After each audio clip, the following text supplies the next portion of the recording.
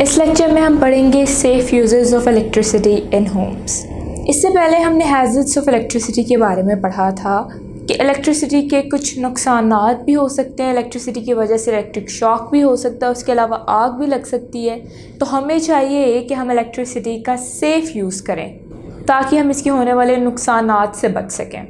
और आप जानते हैं कि इलेक्ट्रिसिटी हमारे लिए भी नुकसानदेह हो सकती है। अगर किसी पर्सन को शॉक लग जाए तो उससे उसकी डेथ भी हो सकती है। इसलिए हम कुछ डिवाइसेस डिस्कस करते हैं जो हमें इलेक्ट्रिक शॉक, फायर और ओवरलोडिंग से बचा सकते हैं। So they are fuse, circuit breaker and earth wire. Fuse क्या होता है? फ्यूज़ एक छोटी सी डिवाइस होती है जो कि हम अपने मेन सर्किट बोर्ड में लाइव वायर के साथ सीरीज़ में अटैच करते हैं। जैसे कि आप यहाँ देख सकते हैं कि इस फ्यूज़ में एक बारीक सी मेटल की वायर है और इन फ्यूज़ की कुछ रेटिंग्स होती हैं कि अगर हम रेटेड करंट को इसमें से फ़्लो करते हैं तो वो करंट ईज़िली इसमें से फ़्लो हो जाता है और आगे अप्लायंस तक ईज़िली पहुँच जाता है।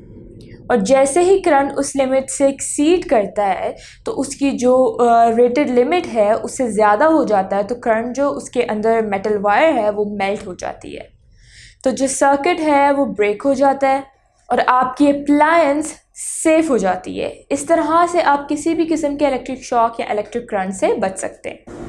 अब हम इनको कुछ सेफली यूज़ करने के तरीके देखते हैं। First one is fuses to be used should have slightly more rating than the current which the electrical appliance will draw under normal conditions.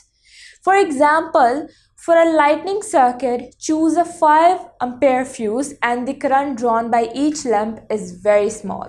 जैसे कि let's suppose कि हम आगे कहीं सप्लाई कर रहे हैं और वो सप्लाई है हमारे पास 4 एम्पेयर की, तो जो फ्यूज़ है उसकी वैल्यू थोड़ी ज़्यादा होनी चाहिए। Like for example 4 ampere current flow कर रहा है तो हम वहाँ 5 एम्पेयर वाला फ्यूज़ यूज़ करेंगे। हम कहते हैं कि हमारे पास अगर 100 वाट का एक लैंप है जिसमें 0.4 एम्पेयर करंट ड्रॉ होता है, लेट्स सपोज हम इस तरह के 10 लैंप्स इस्तेमाल करते हैं तो टोटल करंट कितना हो जाएगा? दैट इज़ 0.4 मल्टीप्लाई बाई 10, तो टोटल हमारे पास हो जाएगा 4 ampere.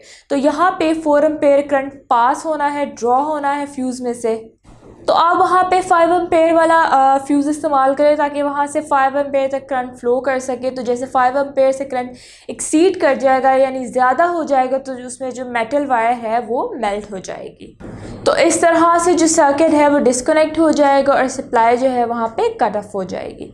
Now the second point is fuses should be connected in the live wire so that the appliance will not operate after the fuse has blown.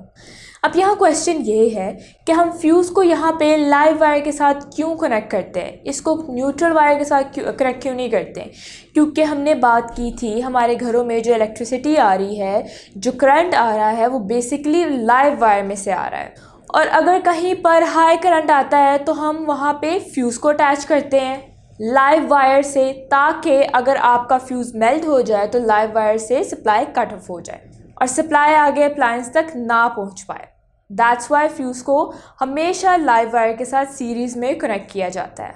Now let's suppose आपका जो fuse है वो melt हो चुका है और आपने उस जगह पे फ्यूज़ चेंज करना है, दूसरा फ्यूज़ लगाना है, तो आपकी जो मेन सप्लाई है पहले उसे ऑफ़ करेंगे, क्योंकि अगर आप फ्यूज़ को चेंज कर भी रहे हो तो वहाँ से पीछे से लाइव वायर से तो सप्लाई आ रही है और अगर आप उसको टच करेंगे लाइव वायर को तो आपको करंट भी लग सकता है और वो करंट पास होके बॉडी में से अंडरग्राउंड चला जाएगा। सो दैट्स वाई हमें पहले मेन सप्लाई को स्विच ऑफ करना होगा, सो फिर ही हम उस फ्यूज़ को चेंज कर सकते हैं। So this is the device जो कि हमें प्रोटेक्ट करती है डिफरेंट इलेक्ट्रिक शॉक या फिर फायर से। That was our topic. I hope आपको अच्छे से समझ आया हो।